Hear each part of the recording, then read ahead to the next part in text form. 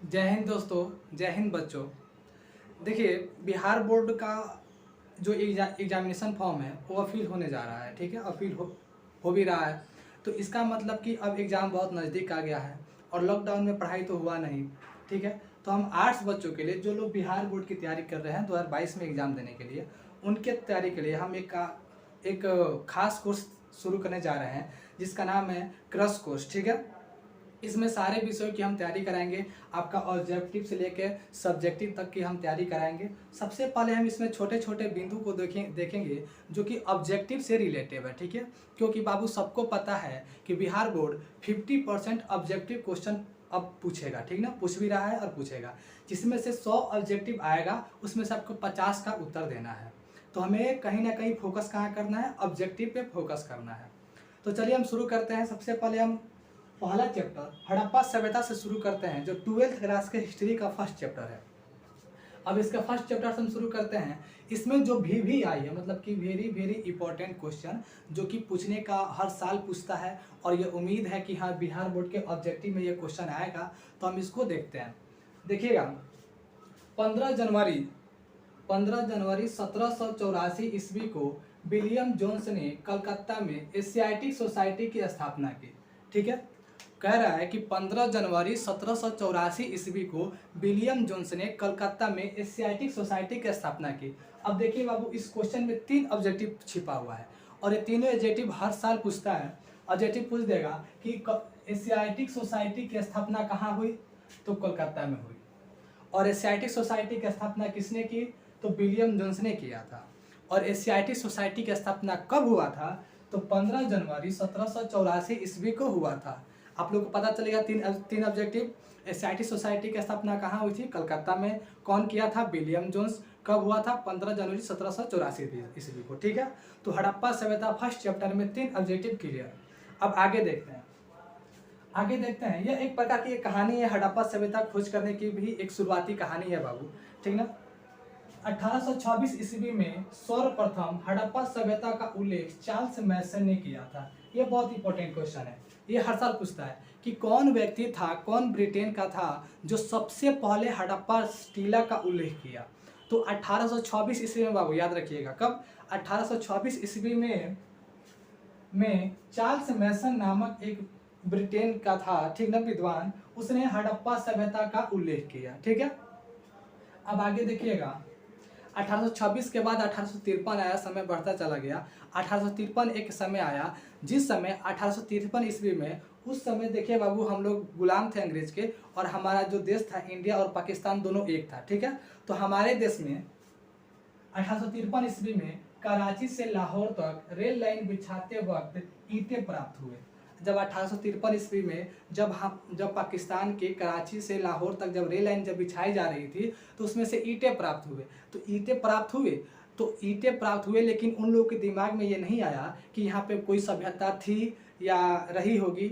इनको कोई दिमाग में नहीं आया, इन लोगों ने भी कुछ नहीं बताया, बस ईंटें निकाले और रेल लाइन में लगा दिए। ठीक है, आगे देखिएगा, समय आगे बढ़ता चला गया और 1921 ईस्वी में, याद रखिएगा बाबू, ठीक है, और 1921 ईस्वी में दयाराम साहनी के द्वारा सर्वप्रथम हड़प्पा नगर की खोज की गई। किसकी खोज की गई? हड़प्पा नगर की खोज की गई। ठीक है, 1921 ईस्वी में हड़प्पा नगर की खोज दयाराम साहनी के द्वारा की गई। ये क्वेश्चन वेरी वेरी इंपॉर्टेंट है बाबू, ये ऑब्जेक्टिव में पूछता है। ठीक है, ऑब्जेक्टिव में क्या पूछ देगा कि हड़प्पा नगर की खोज कब हुई थी, तो 1921 ईस्वी में।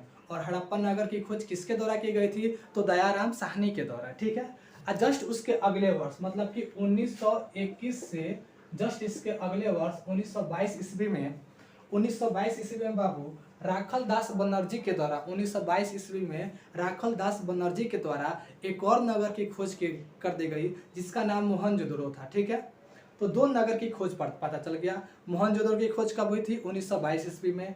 किसने किया था? राखल दास बनर्जी ने। अभी हम सारे इंपॉर्टेंट जो ऑब्जेक्टिव क्वेश्चन है इसको हम ध्यान एक बार फिर से देख लेते हैं। 15 जनवरी 1784 ईस्वी को एशियाटिक सोसाइटी की स्थापना की गई। कहाँ की गई? कोलकाता में। किसके द्वारा की गई? विलियम जोन्स के द्वारा। ठीक है, अगला लिखा है कि किस व्यक्ति के द्वारा सर्वप्रथम हड़प्पा टीले का उल्लेख किया गया था, तो 1826 ईस्वी में चार्ल्स मैसन के द्वारा सर्वप्रथम हड़प्पा सभ्यता के टीले का उल्लेख किया गया था। ठीक है। अगला लिखा है कि 1853 ईस्वी में कराची से लेकर लाहौर तक जब रेल लाइन बिछाई जा रही थी तो उसमें से कुछ ईंटें मिले थे, तो ईंटें मिले थे, ठीक है। अगला लिखा है, अगला दो जो अब जो दो है वो वेरी वेरी इंपॉर्टेंट है बाबू, इसको हमेशा याद रखना है कि हड़प्पा नगर की खोज किस व्यक्ति ने किया था, तो दयाराम साहनी ने किया था 1921 ईस्वी में, और मोहनजोदड़ो की खोज किसने की थी 1922 ईस्वी में, राखलदास बनर्जी ने। तो ये है हमारे कुछ हड़प्पा की कहानी, ठीक है। देखिए हड़प्पा सभ्यता क्या है, आज से 5000 वर्ष पुरानी, मतलब कि आज से कहने का ये मतलब है कि आज हम लोग 2021 में सर्वाइव कर रहे हैं, और जब ईसा मसीह का जन्म हुआ था तो उससे 2500 वर्ष पुरानी ये सभ्यता मानी जाती है। लमसम टोटल हो गया 4500 वर्ष पुरानी, आज से 4500 वर्ष पुरानी ये सभ्यता हो गई। लेकिन हमारे जो वैज्ञानिक है, जो पुरातत्वविद हैं, वो इसको मोटा मोटी 5000 वर्ष पुरानी मानते हैं। तो जब भी आप सब्जेक्टिव में क्वेश्चन लिखिएगा तो लिखिएगा कि आज से 5000 वर्ष पुरानी यह सभ्यता, हड़प्पा सभ्यता, ठीक है, आज से 5000 वर्ष पुरानी। अब डाटा कलेक्ट मत करने लग जाइएगा कि अभी 2021 चल रहा है, 2000 उधर, टोटल मिला के 45 हुए, 46 हो गया, सर 5000 बता रहे हैं, नहीं, टोटल हमारे जो विद्वान लिखे हैं उन्होंने मोटा मोटी मिला के 5000 वर्ष पुरानी इसको बता दिया है। ये क्लियर हो गया। अब हम आप लोग को ये बताएंगे कि जो हड़प्पा सभ्यता उसका विस्तार कहाँ से कहाँ तक था और क्या से क्या था।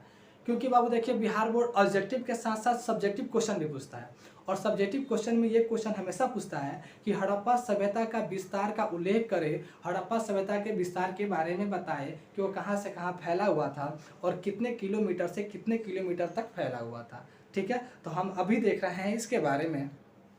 देखिए बाबू, हम अगला क्वेश्चन सब्जेक्टिव में आते हैं कि अगला क्वेश्चन पूछता है कि हड़प्पा सभ्यता के विस्तार का उल्लेख करें, ठीक है। पहला क्वेश्चन पूछता है, अब सब्जेक्टिव में, अब गेस्ट पेपर में भी मिला लीजिएगा, क्वेश्चन बैंक में भी मिला जाएगा, एकदम रिलेटिव सही मिलेगा, ठीक है। हड़प्पा सभ्यता के विस्तार, अब कहने का ये मतलब है कि हड़प्पा सभ्यता का विस्तार कहाँ से कहाँ तक था, ठीक है। हड़प्पा सभ्यता का विस्तार कहाँ से कहाँ तक था, तो देखिएगा ये हमारा भारत का नक्शा है, इंडिया का, ठीक है, और ये पाकिस्तान। उस समय भारत, ये इंडिया और पाकिस्तान जो था वो दोनों साथ में था, ठीक है। जो हमारा हड़प्पा सभ्यता था, यहाँ से एक नदी निकलती थी बाबू, ठीक है, यहाँ से एक नदी निकलती थी जिस नदी का नाम था सिंधु नदी। यहाँ से एक नदी निकलती थी जिस नदी का नाम था सिंधु नदी। यह नदी जम्मू कश्मीर से होते हुए पाकिस्तान के बीचों बीच से होते हुए अरब सागर में मिल जाती थी, जाके गिर जाती थी। तो इस सिंधु नदी के किनारे ही क्या था कि यह हड़प्पा सभ्यता फैला हुआ था, तो जिसके कारण इसे हम सिंधु घाटी सभ्यता के नाम से जानते हैं। सिंधु नदी के किनारे होने के कारण हम इसे कौन सी सभ्यता के नाम से जानते हैं, सिंधु घाटी सभ्यता के नाम से जानते हैं, ठीक है। अब देखिएगा कि अब इसका हम विस्तार का उल्लेख करते हैं। इसका जो विस्तार वो फैला था, इसका जो आकार था वो त्रिभुजाकार था। सिंधु घाटी सभ्यता का जो आकार था वो त्रिभुजाकार था। ये देखिए कैसे फैला हुआ था, यहाँ से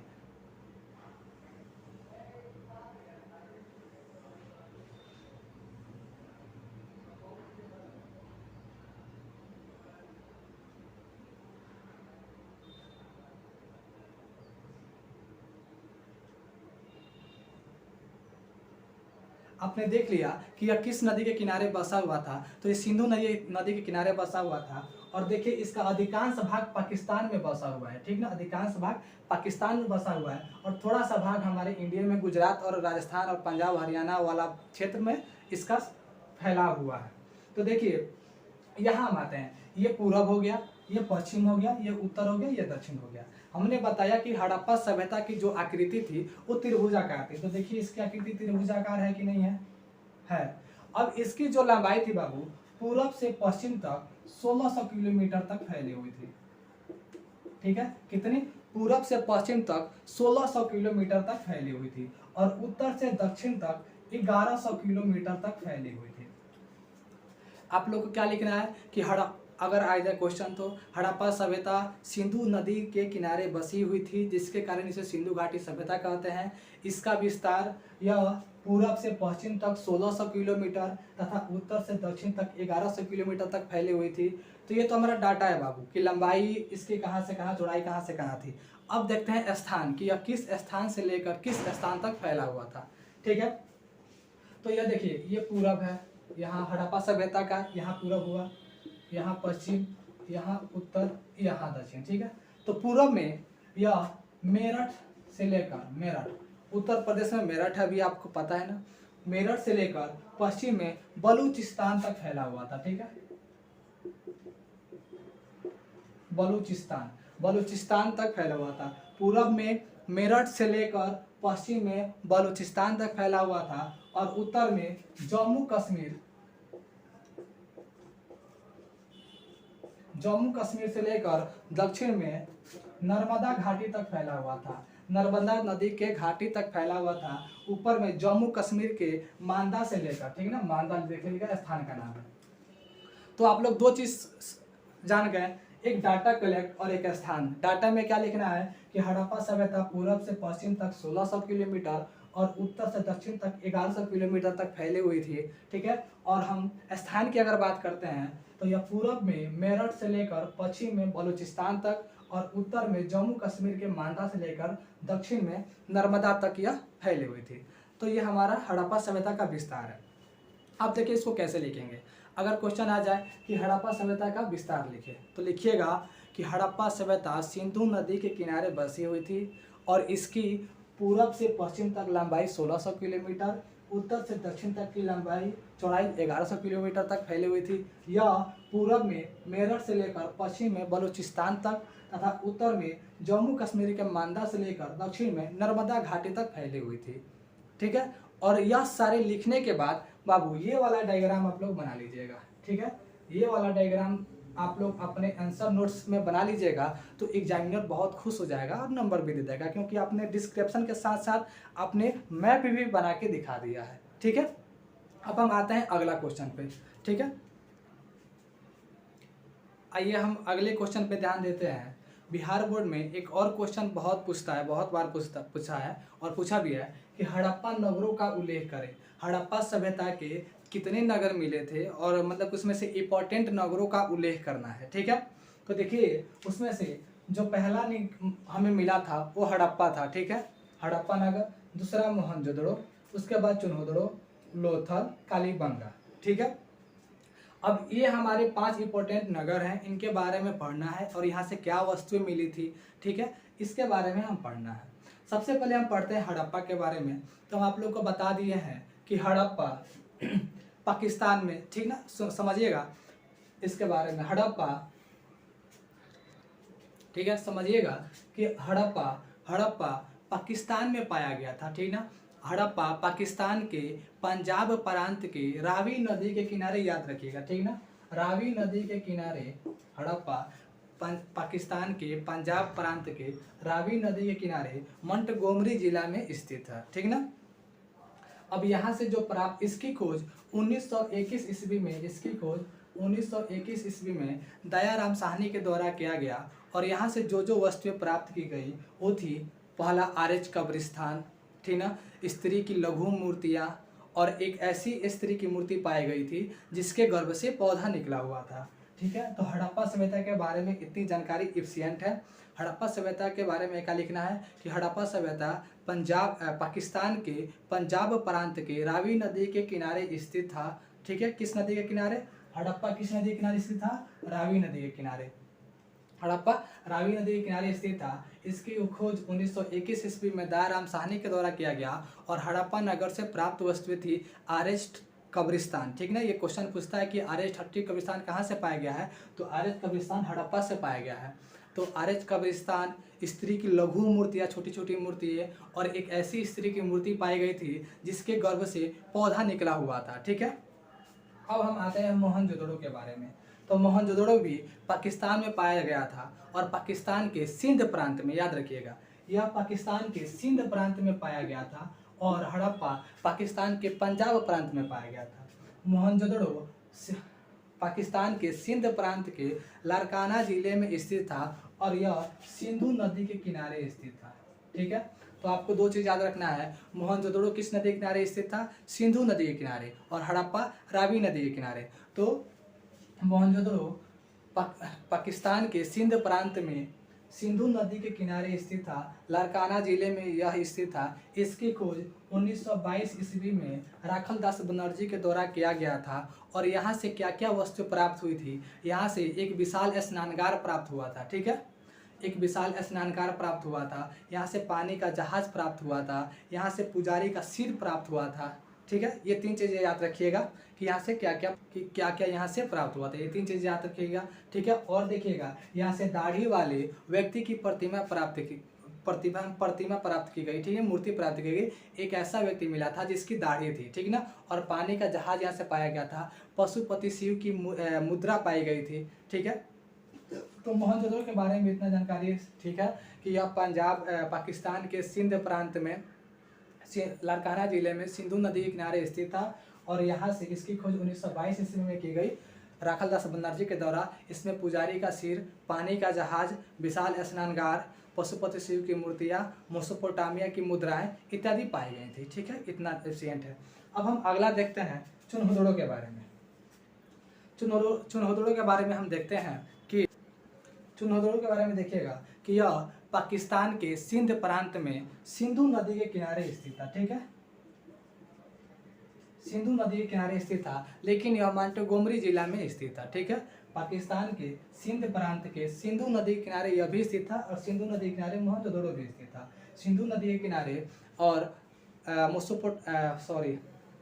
मोंटगोमरी जिला में यह स्थित था। चुनहोदड़ो की खोज 1931 ईस्वी में एमजी मजमूदार ने किया था। ठीक है, 1931 ईस्वी में एमजी मजमूदार ने किया था। हालांकि यह जरूरी नहीं होता है, बिहार बोर्ड ये नहीं पूछता कि चुनहोदड़ो की खोज किसने किया था। ठीक है, बस आप इतना जानिएगा कि चुनहोदड़ो पाकिस्तान के सिंध प्रांत के मोंटगोमरी जिला में सिंधु नदी के किनारे स्थित था। इसकी खोज 1921 ईस्वी में की गई। और यहाँ जो पाई जाने वाली वस्तु थी, तो यहाँ मनके समझ में आता है ना, यहाँ मनके का कारखाना पाया गया था, यहाँ पे लिपस्टिक पाया गया था, यहाँ पे काजल पाया गया था। ठीक ना, जिसके आधार पर यह नियम निकाला गया था, यह बताया गया था कि चुनहोदड़ो में स्त्रियों की संख्या बहुत ज़्यादा थी। अब स्त्रियों की संख्या कैसे ज़्यादा थी, क्योंकि यहाँ लिपस्टिक माने यहाँ लिपस्टिक पाया गया था, और यहाँ मनके का कारखाना पाया गया था। मनके जो होता है स्त्रियाँ बनाती है ना, वही यहाँ पे लिपस्टिक मिला था, और काजल पाउडर भी यहाँ पे मिला हुआ था। तो चुनहोदड़ो में ये चीज़ मिलने के कारण यहाँ बताया जाता है कि यहाँ स्त्रियों की संख्या सबसे ज़्यादा होगी। अब हम आते हैं लोथल पर। लोथल देखिए, लोथल भारत के गुजरात राज्य में भोगवा नदी के किनारे स्थित था। ठीक ना, यह लोथल जो था ना, लोथल यह भारत के गुजरात राज्य के, ठीक ना, भोगवा नदी के किनारे अहमदानगर जिला में, ठीक ना, स्थित था। अब देखिएगा ये भोगवा नदी के किनारे स्थित था, और यहाँ पे जो चीज़ पाए गए थे, यहाँ पे युगल समाधान पाए गए थे। यहाँ पे लोथल में युगल समाधान पाए गए थे। युगल समाधान का मतलब हुआ कि 2 व्यक्तियों को एक साथ दफन करना, मतलब कि मरते वक्त 2 व्यक्तियों को एक साथ दफन करना।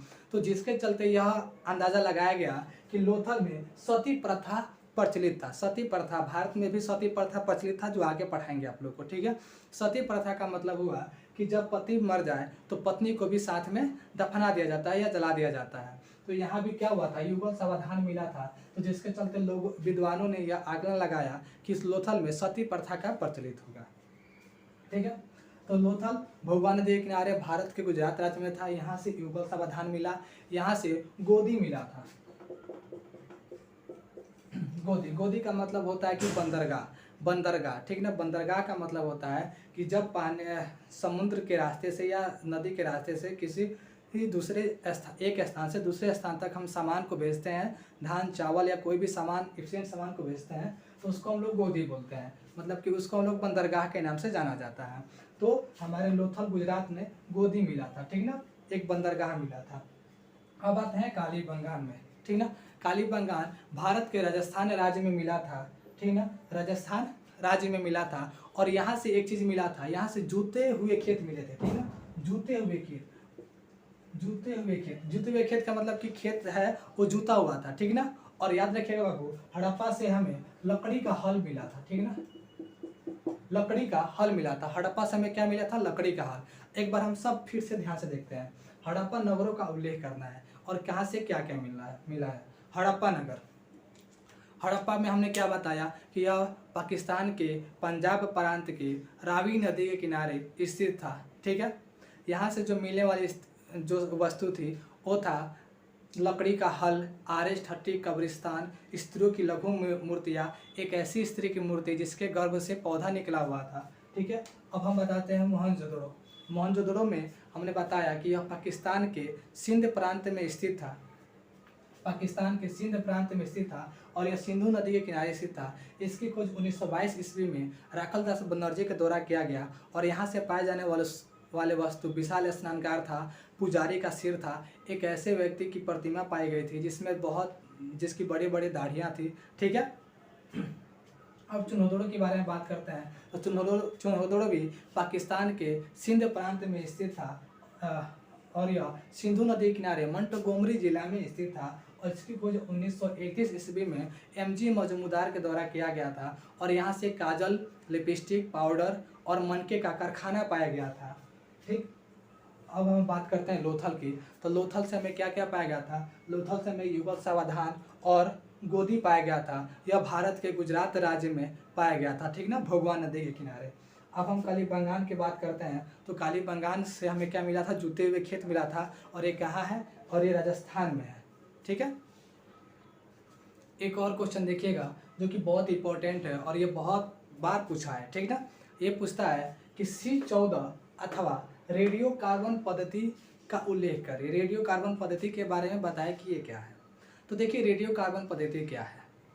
जितने भी हमें इतिहास की जानकारी मिलती है, इतिहास से हमें जितने भी पुरानी चीज़ें वस्तु मिलते हैं, तो हम ये कैसे जान लेते हैं कि यह इतने साल पुरानी वस्तु है। जैसे हमने आपको बताया कि हड़प्पा सभ्यता आज से 5000 वर्ष पुरानी की सभ्यता है। हमको कैसे पता कि आज से 5000 वर्ष पुरानी सभ्यता? हम क्या देखने गए थे? नहीं ना। तो उसी तरह देखिएगा, आखिर C14 जो है वो क्या है? तो C14 जो रेडियो कार्बन पद्धति है, यह पुरानी वस्तुओं का आयु पता लगाने वाला एक यंत्र है। ठीक है, जिससे यह पता चलता है कि वह वस्तु कितने साल पुरानी है।